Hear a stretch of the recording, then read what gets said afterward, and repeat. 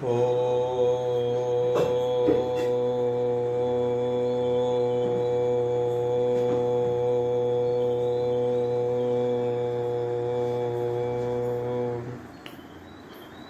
ভগবতে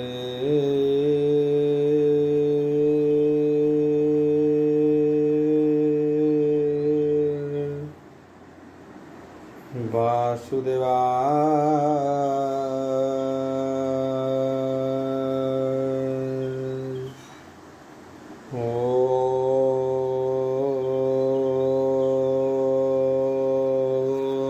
ওম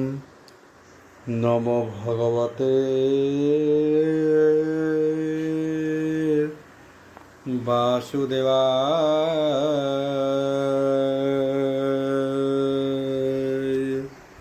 ওম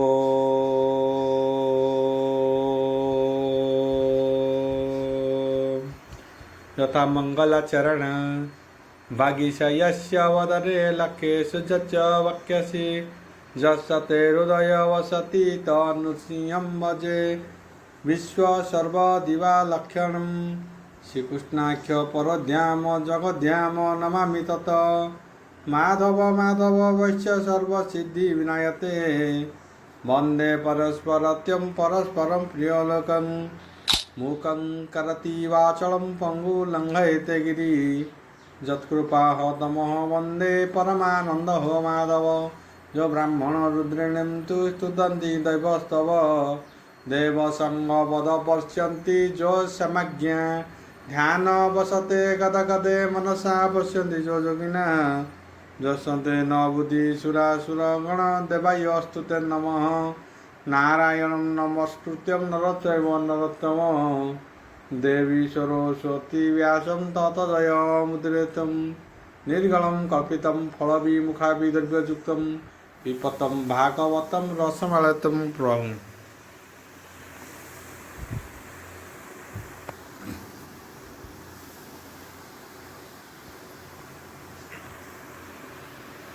तीनवतिनितम अध्याय दशम स्कंद त्रिनवतिनितम अध्याय आसुभद्रातनः कुमार कृष्णसेवक मध्यसार प्रणाम करी सुखपादे बोलई आनंद गदगदे परीक्षित उवाच बोल प्राणवार हरि बोल बबुनि तुम्भर महिमा के कही पारे हे गुण सीमा कृष्ण सेवक मध्य बर मुतुम्ब चरण किंकर पांडव कूले हे जात होई स्वभावे भाग्यवंत मुहि तुम्बर मुखु कृष्ण वाणी निरते श्रुति पथे शुणी अनेक जन्म तप फले जन्मिले भारत मंडले देखी मोहर जन्म काले लिखित अच्छी जे कपाले से घेनी प्राणी त्याग काले चरण देहि गंगा जले ब्रह्मा विचारे हे तुम्भ तुले कली आनंद सुख भोले विश्व संसार मध्य हरि जन्मिले जेते हे रूप धरी मीनक मठ आदि रूप धरी नासिले हे महिताप जे हा शुणे हे कर्ण द्वारे न बुड़े संसार सागरे हरि महिमा तुम्भे जेते मते कहिल भागवते संसार वृक्ष मूल बंध अनादि पुरुष गोविंद निज स्वरूपे हे ब्रह्म राशि एको अनंक रूप दिशि बसई सर्व जीव देहे विजय माया जड़ मोहे कर्म करई तेज बही कार्य कारणे न लागई एणुता निज पुर भाव संसार के अहबा कहिब तेबे बोलते तेबे वेदांत के जानू जेनो हे बणु परिमाणु नाभि कमलु ब्रह्मा जात से खोजी न पाहारिला अंत तार निश्वासु देव जन्मी त्रिगुण माया चक्र ब्रह्मे केमंते विष्णु को जानते हे मोर मने हे बड़ भ्रांति स्वभाव विष्णु निरंजन नोहे प्रकाश स्थूल शून्य एकता कह मुनिवर निर्मल हेउ मो शरीर हेमंते परिहित वाणी सुख बोलती ताहा शुणी सुख उवाच बोल प्रांदवार हरि बोल तु पुण्यवंत नृपवर चंचल मन स्थिर कर जगत ईश्वर मुरारी संसारे माया जोग करी भिया सूक्ष्म रूप जीव स्थावर आदि देहि सर्व आगे भियाण कला मन अहंकार बुद्धि चेतन कर्मर अर्थे हे इंद्रगण सर्जिला आदि नारायण कर्म कर्मरु बासह नासंभूत तेणुटी बध हे जगत कर्म बासना रजुग बळे प्राणी भ्रमंती शयळे एणु से ईशः परलोके फल भुंजई दुख शोके एघेनि कर्म रबियाण प्रवृत्ति निर्बुति कारण देहे धारण दश प्राणी भितरे बाहारे प्रमाणी हेमंते सजी विश्वकाय तुमते पचारिलु जहाँ बोलु जे विष्णुर महिमा के जानी पारे हे गुण सीमा देव देव के मते हे ताहा जानी कहे महिमा परिमाणी बुद्धि इंद्रिय प्राय मन एहांक विषय प्रमाण जे रूपे होई प्रवेश तहीं कि देव उपदेश विधाता आदि जेते मुनि देव देवरु ब्रह्म भाग घेनी से ब्रह्म ज्ञान कुश्रवण आवर करहंती धारण देव वचने हे ब्रह्म जानी भव सागरु तरे प्राणी देवु वरमह गति बांति उपनिषेध भाग चिंती शुण पांडव चूड़ामणि जेमंते देवु ब्रह्म जानी पुण्य आश्रम बदरिका जहि गोविंद बेनी सखा से नर नारायण रूपे साधंती जन्म सुख तपे भारत मध्य जेते जंतु ताहांक तप तांक हेतु कपाल ग्रामे यज्ञ बाटे मुनि अछहंती निकटे तहि नारद महामुनि मिलिले विष्णु भाव घेनी से मुनि विष्णुर स्वरूप जीवन मुक्त ज्ञान दीप निरते जन उपकारे भ्रमंती चतुर्दश पुरे वीणा शबद करे बाई मिलिले विष्णु पासे जाई चरण देई कर मिलिले ब्रह्मांक कुमर कहंती सुख मुनिवर शुण परीक्ष नृपवर विष्णु नारद हर संवाद शुणते नलाहागे प्रमाद बोले नारद महाऋषि विष्णु चरण तले बसी नमई प्रभु नारायण तुम्हर अभय चरण हृदय अच्छी मो सन्देह ब्रह्मा विचार मते कुह कहंती नारायण ऋषि नारद वाक्य परशंसी नारद उवाच बोल प्रांदवार हरि बोल शुण नारद सुद चेता जन लोक संवाद कथा ब्रह्मा मनरु जात होई सकल आदि चारि भाई जोगी साधने हे उदरता ब्रह्म विचारे हे से कुंभकता आउ समान बुद्धि चारि भाई श्रोता बकता को होई तहीं ତାହାଙ୍କ ମଧ୍ୟେ ବିଚାରଣ ଯେ ବ୍ରହ୍ମ ପରମ କାରଣ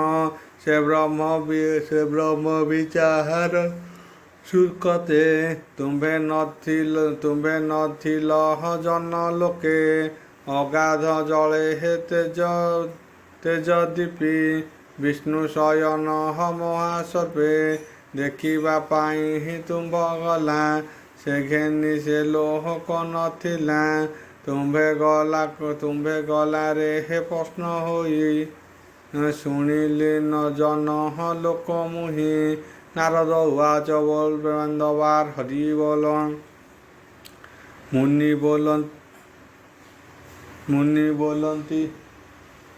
ମୁନି ବୋଲନ୍ତି ହି ନାରାୟଣ ଗ୍ରହଣ ବ୍ରହ୍ମ ବିଚାରିଣ ମନ ବଚନେ ନୋହେ ଧରି ଦେବକୀ ପାରେ ଅନ୍ତ କରି ସମାନ ଜ୍ଞାନୀ ଚାରି ମୁନି ଶ୍ରୋତାବକତା ଭାବ ଘେନି ବ୍ରହ୍ମା ସମ୍ବାଦ କଲେ ଯାହା ଗୋନାଥ ମତେ କହ ତାହା ନାରାୟଣ ଉବାଚ ବୋଲ ପ୍ରେମାନନ୍ଦବାର ହରି ବୋଲ କହନ୍ତି ପ୍ରଭୁ ନାରାୟଣ ନାରଦ ସାବଧାନେ ଶୁଣ ବ୍ରହ୍ମାର ସେ ଚାରି କୁମର ମହାମହିମା ତାହାଙ୍କର ଆଉ ସନକ ମୁନି ମୁଖ ଚାହିଁ ବ୍ରହ୍ମ ପୁଛିଲେ ତିନି ଭାଇ ମୁନିଏ ବାଳ ଖିଲ୍ୟା ଆଦି ଅନେକ ଥିଲେ ବ୍ରହ୍ମବାଦୀ ଆଉ ସନନ୍ଦ କହେ ସୁଧ ମନେ ବ୍ରାହ୍ମଣେ ଶୁଣ ସାବଧାନେ ପୁରାଣ ପୁରୁଷ ମୁରାରୀ ମାୟାର ବଳେ ସୃଷ୍ଟି କରି ପାଳନ ଧର୍ମ ରୂପେ କଲା ପୁଣି ପ୍ରଳୟ ସଂହାରିଲା ସେ ମାୟା ନିଜ ଦେହେ ଧରି ଜଳ ପ୍ରଳନେ ନରହରି ବିଷ୍ଣୁ ରଜନୀ ପ୍ରକାଶିଲା କେଜାଣେ କେତେ କାଳ ଗଲା ପ୍ରବୋଧ କାଳେ ସେ ପୁରୁଷ ଅଳସେ ଛାଡ଼ିଲା ନିଶ୍ୱାସ ଶୁଭିଲା ପ୍ରଚଣ୍ଡ ଶବଦ ତହୁଁ ଜନ୍ମିଲେ ତିନି ଦେବ ଦୁର୍ଗମ ଅନ୍ଧକାର ଦେଖି ଭୟେ ବୁଝିଲେ ବେନି ଆଖି ବିଷ୍ଣୁର ତେଜ ସେ ହରନ୍ତି ବିଷ୍ଣୁ ଭେଟିଲେ ଜୀବ ଭ୍ରାନ୍ତି ଏତେ ବିଚାର ମନେ ଘେନି ସ୍ତୁତି କରନ୍ତି ଦେବତିନି ମାଗଧେ ରଜ ନିରବନ୍ତେ ରାଜାଙ୍କୁ ଡକାନ୍ତି ଯେ ମନ୍ତେ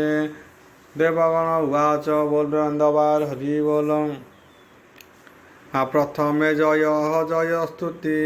ନିର୍ଗୁଣ ନିଗମେ ବୋଲନ୍ତି ଜୟ ଅଜିତ ଆଦି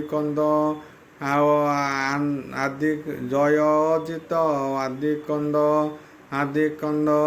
ନିର୍ଲିପ୍ତ ପରମ ଆନନ୍ଦ ଜୟ ମଙ୍ଗଳ ଜଗନ୍ନାଥ ଏ ଜୀବ ତୋର ତହୁଁ ଜାତ ସ୍ଥାବର ଆଦି ଚାରି ମୂଳ ବନ୍ଧନ ବାସ ନାରଜ ବଳେ ତୋର ମାୟାରେ ହେ ଭ୍ରମି ପାଇ ନାନା ଯୋନିରେ ଜାତ ହୋଇ ଭ୍ରମନ୍ତି ତ ଭାବନ ପାଇ ତାହାର ମାୟା ଛେଦ ତୁହି ସେ ମାୟା ପ୍ରକାଶି ବୁଝେବେ ଶୁଣ ଗୋ ଭବ ଦୋଷ ଅର୍ଥେ ତୁ ଆତ୍ମା ଗୁଣେ ନରହରି ଅଷ୍ଟମ ନିଧି ଯୋଗଧାରୀ ଆଉ ଉପାଧି ଭେଦେ ହେ ନାହୁ ସଙ୍ଗ ସଲିଳ ସନକେତରଙ୍ଗ ପରମ ଆତ୍ମା ରୂପ ବସୁ ଜୀବର ଶକ୍ତି ତୁ ପ୍ରକାଶୁ ତୋ ମାୟା ତରିହିବାର ଆସେ ବୈରାଗ୍ୟ ଜ୍ଞାନ ସେ ଅଭ୍ୟାସେ ଆଉ ନାନା ପ୍ରକାରେ ବୁଦ୍ଧି କରି ତୋ ମାୟା ନ ପାରନ୍ତି ତରି ଏଣୁ ଜୀବର ଘୋର ମାୟା ତୁଟଇ ଯାକୁ କରୁ ଦୟା ଅନାଦି ମାୟା ସୃଷ୍ଟି କାଳେ ତୁ ସେ ମାୟାର ସଙ୍ଗ ମେଳେ ଜୀବ ପରମହ ରୂପ ଧରି ତୋହର କ୍ରୀଡ଼ା ନରହରି ଅନନ୍ତ ଶକ୍ତି ତୋର ମାୟା କେ ଜାଣିପାରେ ନାଥ ତାହା ଆଦି ଅନ୍ତ ନାହିଁ ତୋହର ଏ ଘେନିକେ କରୁ ଗୋଚର ଦ୍ୱିତୀୟ ବୃହସ୍ପତବଲବ୍ଧ ଭାବେ ବୋଲନ୍ତି ତିନି ବେଦ ତୁ ନାଥ ପରମ ଆନନ୍ଦ ସଂସାର ମୂଳ ଆଦି କନ୍ଦ ତୁ ବୋଲୁ ଦେବ ଯେ ଅନାଦି ସର୍ବପାନ୍ତି ସମ୍ପାଦି ବାସବବାଦୀ ଦେବଗଣ ଯେବେ ଯଜ୍ଞରେ ବରଣ କର୍ମକରଣ ଶୁଦ୍ଧ ଭାବୁ ମୋକ୍ଷାଦି ଦିଅନ୍ତି ଏ ସର୍ବ ତହିଁକି କହିବୁ ତ ଆଗେ ପବନ ଯୋଗେ ଜଳ ବିମ୍ବେ କରିବା ଯେତେ ଅନୁମାନ ଜଳୁଛେ ନୁହନ୍ତି ତା ଭିନ୍ନ ତୁ ସର୍ବମୟ ନିରାକାର ଅଶେଷ ଶେଷ ନାହିଁ ତୋର ସୃଷ୍ଟି ସମ୍ଭୃତ ତୋର ତନୁ ତୁ ବ୍ରହ୍ମ ବିକାର ଯେ ନୋହୁ ଘଟାଦି ମୂର୍ତ୍ତି ଯେ ସନେ ଉଦୟସ୍ତ ବନ୍ଧୁମାନେ ବାସବ ଆଦି ଏ ଜଗତ ତୋହର ସଞ୍ଚିଲା ଜଗତେ ଏ ଘେନି ଋଷି ଗଣ ଯେତେ ମନ ବଚନ ଦେଇ ତୋତେ ସମର୍ପିତ ପାଦ କମଳେ ତୋ ମାୟା ନିସ୍ତରିଲୁ ହେଳେ ଆଦି ଗୋପାଳଙ୍କ ପୂଜା ଘେନି ଯଜ୍ଞ କି ନ ତରିବ ମୁନି କାଷ୍ଠ ତୃଣ ବାପାଷାଣ ଏଣେ ଯେ ଚାଳନ୍ତି ଚରଣ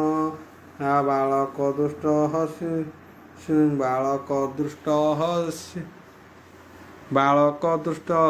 ଶିବସନ୍ତି ଜାଣିଲେ ଭୂମିରେ ସେ ସନ୍ତି ତୃତୀୟ ଅତି ଦେବବାଣୀ ଭାବେ ବୋଲନ୍ତି ପରିବାଣୀ ତ୍ରିଅଧପତି ତୋର ନାମ କହିବୁ ଶୁଣ ସାବଧାନ ତ୍ରିଗୁଣ ମାୟା ଯନ୍ତ୍ର କରି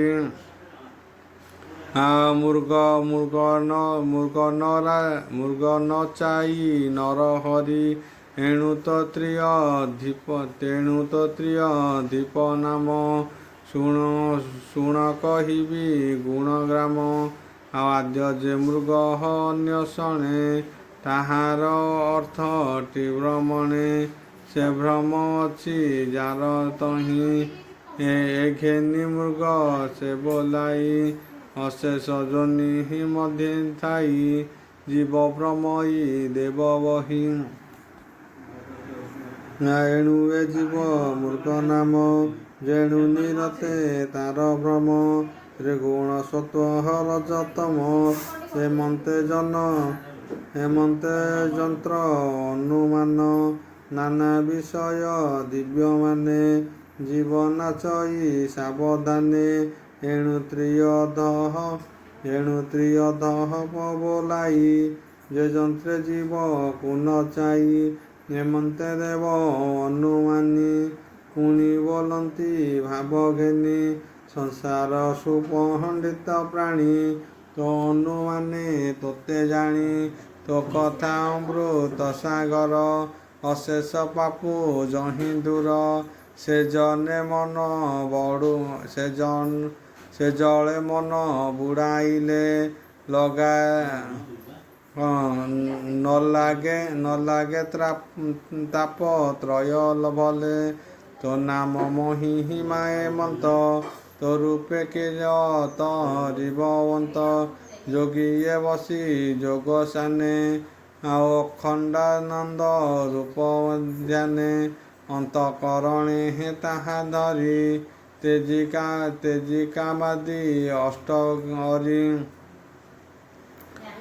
ଗର୍ଭ ଜନ୍ମ ବାଳି କିଶୋର ତରୁଣ ବୃଦ୍ଧ ଦେହାନ୍ତର ଏ ସପ୍ତଦଶା ଜିଣି କରି ମାୟା ସଂସାର ଜାନ୍ତି ତରି ଚତୁର୍ଥେ ଈଶ୍ୱର ସ୍ତୁତି ନିର୍ମଳ ଗୀତରେ ବୋଲନ୍ତି ବନାଥ ଚମ୍ପୁ ଚକ୍ର ପାଣି ତୋତେ ଯେ ନ ପାରନ୍ତି ଫଣି ଶରୀର ବହି ଏସୟଳେ ପ୍ରାଣ ତରନ୍ତି ସୁଖ ବଳେ ତାଙ୍କ ଜୀବନ ଆଜ୍ଞା କର ବନାଥ ଶୁଣ ନାରାୟଣ କର୍ମକାରକ ଯନ୍ତ୍ର ବଳେ ଭାବିତ ଅର୍ଜୁନାଥି ଚଳେ ଛାଡ଼ିଲେ ନଥାଇ ପବନ ତେମନ୍ତେ ତାହାଙ୍କ ଜୀବନ ମହତ ଅହଙ୍କାର ମନ ଗଗନେ ଆବର ପବନ ଜଳ ନଳ ସଙ୍ଗେ ମହି ତୋ ଅନୁଗ୍ରହେ ଜଳ ହୋଇ ବ୍ରହ୍ମାଣ୍ଡ ହୋଏ ଦେହଧାରୀ ତୁ ନାଥ ଜୀବ ରୂପ ଧରି ପଞ୍ଚ ଶରୀରେ ହେ ତୋର ବାସ ଯାହାକୁ ବୋଲି ପଞ୍ଚକୋଶ ଅନ୍ନ ଯେ ପ୍ରାଣ ଆର ମନ ବିଜ୍ଞାନ ଆନନ୍ଦ ଏ ନାମ ଏ ପଞ୍ଚ ରୂପେ ହେ ତୁଜେ ସରି ଜ୍ୟୋତି ସ୍ୱରୂପ ପରକାଶୀ ଏହାଙ୍କ ତୁଲେ ହେ ଲଗ୍ନ ନହୁ ଯେଣୁ ନିର୍ଲିପ ରୂପ ବହୁ ଏଣୁ ତ ଚରଣ କମଳେ ଯେ ନ ଭଜନ୍ତି ସୁଖ ବଳେ ତୁ ନାଥ ତାହାଙ୍କୁ ଦୁର୍ଲଭ ସେ ପ୍ରାଣୀ ଲଭେ ପ୍ରରାଭାବ ଉଦର ପଞ୍ଚମରେ ସ୍ତୁତି ଦେବେ ବାସୁଦେବ ବୋଲନ୍ତି ଶୁଣ ପରମ କାରଣ ଋଷିଙ୍କ ମାର୍ଗ ବିଚାରିଣ ତୁଳ ଦୃଷ୍ଟିରେ ତୋତେ ଚିନ୍ତି ସୂକ୍ଷ୍ମ ସ୍ୱରୂପ ନ ଜାଣନ୍ତି ଗୁରୁଙ୍କ ଉପଦେଶ ଶୁଣି ଉପରେ ବ୍ରହ୍ମ ପରିମାଣି କୁମ୍ଭକ କର୍ମେ ହେ ବାୟୁ ପୁରୀ ନାଭି ଚକ୍ରକୁ ଧ୍ୟାନ କରି ଉଦର ଚକ୍ରେ ଦୃଷ୍ଟି ସ୍ଥିରେ ଚିନ୍ତନ୍ତି ପବନ ନିଶ୍ଚଳେ ଚକ୍ର ପବନେ ହେ ସୂକ୍ଷ୍ମ ରେଣୁ ନୟନେ ଆଚ୍ଛା ଦଇ ତେଣୁ ତାହାଙ୍କୁ ଅନ୍ଧ ବୋଲି ଜାଣ ସେ ତତେ ନହୁ ପରିମାଣ ସେ ନାଭି ଚକ୍ରୁ ହୃଦଗତେ ଦଶ ଅଙ୍ଗୁଳି ପରିମତେ ସହସ୍ର ସଂଖ୍ୟା ଦୋଷସ୍ତୁତି ନାଡ଼ିଏ ଅଧ ରୁଦ୍ଧ ଚିନ୍ତି ଏହାଙ୍କ ଦେହେ ହେ ପ୍ରାଣ ବହେ ଦେହେ ଆବରି ବସ୍ତ୍ର ପ୍ରାୟେ ଏ ନାଡ଼ି ମାନଙ୍କର ମୂଳ ନାମ ତା ହୃଦୟ କମଳ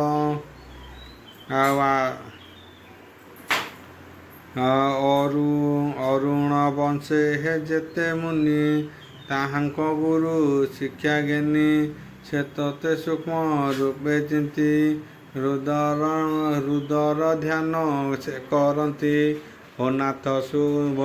ସ୍ମରଣ ମହିମା ଆମ୍ଭେ କରିବୁ ଗୁଣ ସୀମା ତୀକ୍ଷ୍ଣ ଶସ୍ତ୍ରରେ ବାଳଗ୍ରହ ଚିରି କରିବି 10 ଭାଗ ତାହାଙ୍କୁ ପୁଣି ସହସ୍ରତ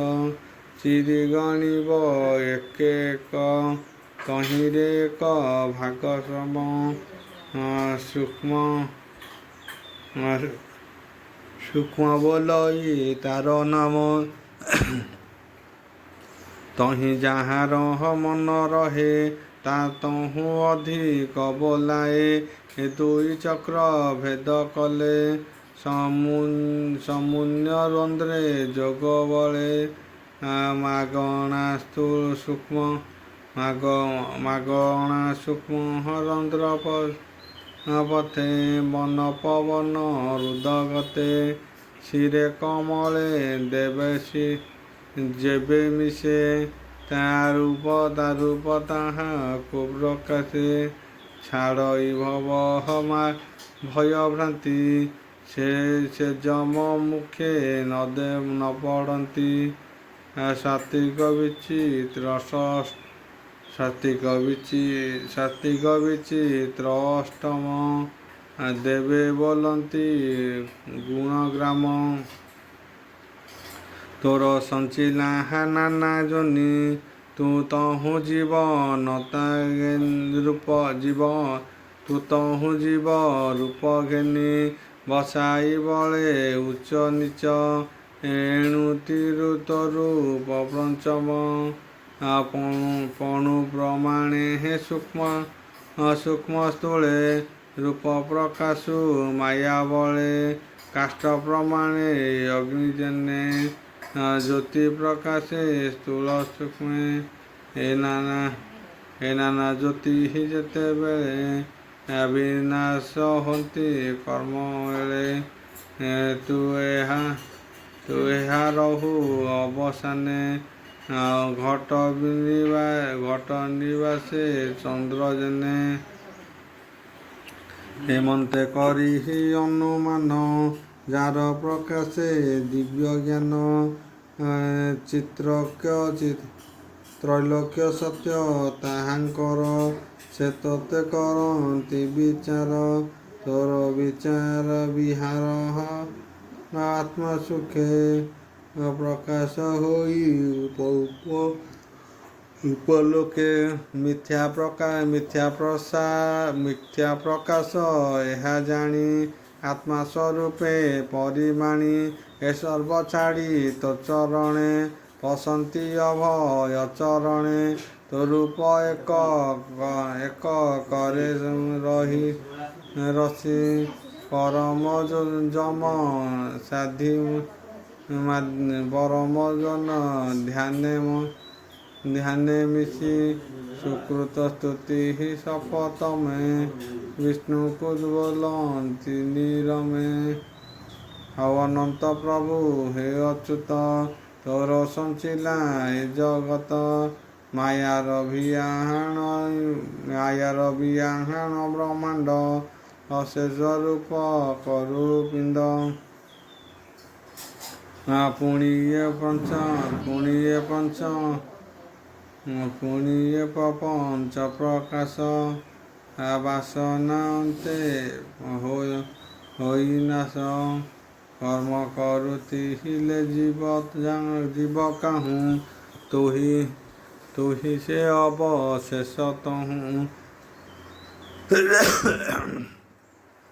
ପ୍ରାଣୀର ବାହ୍ୟ ଅନ୍ତେ ଥାଇ ଶୁଭ୍ରାମେ ପଞ୍ଚ